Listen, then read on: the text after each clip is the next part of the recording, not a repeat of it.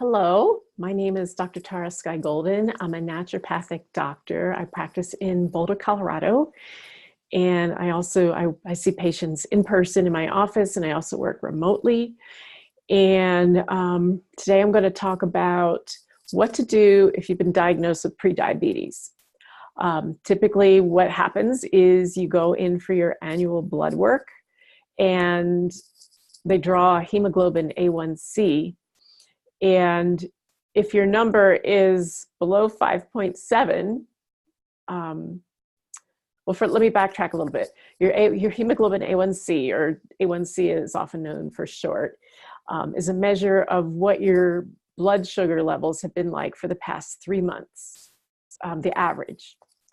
So if you've been walking around with elevated blood sugars and you're pre-diabetic, then that's going to show. And it doesn't matter if you ate, candy last night, it's going to be the average. So it's going to kind of really eliminate some of your nutritional habits. So typically the cutoff is 5.7. If you have a 5.7 or to 6.0 on your hemoglobin A1C, are often considered to be pre-diabetic. Anything above 6 is diabetes. And depending upon how high your A1C is, above that is how out of control your blood sugar is.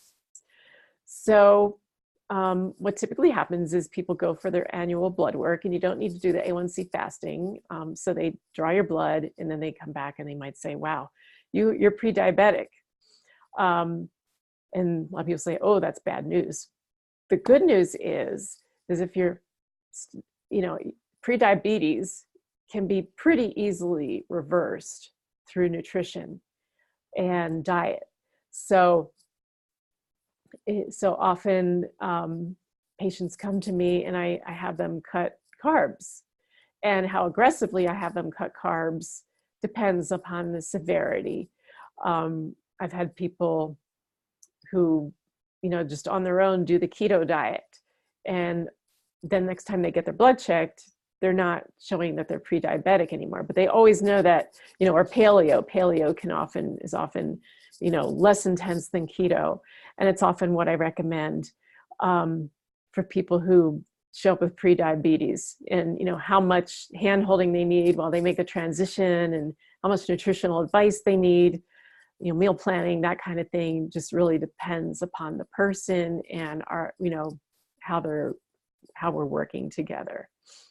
So, but often, as a roadmap, it's pretty important for them they have to change something, or they're going to end up with diabetes and, need to be on medication, whether it's something like metformin or one of the others, or if they actually have to inject themselves with insulin to control their blood sugar. Because out of control diabetes, out of control blood sugar has serious effects on the body and can cause premature death. So, right now, diabetes, diabesity, which is diabetes and obesity together, is an epidemic in the Western world. Actually, it's becoming worldwide anymore. I can't even say that it's just United States or the West anymore, due to multinational corporations, that sell sugary high carb foods, setting up in third world countries and developing nations. So it's just what happens when humans eat too many refined carbohydrates and high fructose corn syrup and fried foods. Basically, the body will go into, it'll start elevating the glucose levels, and people end up with prediabetes or diabetes. So it's a worldwide problem. I think they estimated by 2021 by one estimate, 1 in 6 Americans would have diabetes. I think, I'm not sure what the exact statistic is now. I've heard even, by a certain year, 1 in 3 will have diabetes. That's pretty scary, because diabetes is a pretty serious thing. But if it's type 2 diabetes, it can be controlled through diet. Now there's juvenile diabetes, type 1 diabetes, which is more of an autoimmune process, and that can't be controlled through diet. So anyway, what to do if you've been diagnosed. The first thing you have to do is look at what you're eating and see if you can make changes there. And if you need the help of a nutritionist or someone like me, a naturopathic doctor, you hire them and you do your best, listening to what they say. There are, if you have trouble figuring out what to cook for dinner or how to feed your family, there are companies now that actually will deliver meal kits to your home. And, based upon what diet you want, I know we have Green Chef in our area. I'm not sure which all the areas that they're in, but they, okay, I need to be keto, I need to, diet for this, diet for that. They're pretty good at accommodating, and it makes it pretty easy to follow a plan like that. So anyway, definitely you got to cut the refined sugars, you got to cut the carbs, you got to cut the trans fats out, the unhealthy fats, and go more for the olive oil and the avocado oil, and even a little bit of coconut oil. Lean, clean proteins. The protein carbohydrate ratio is pretty important.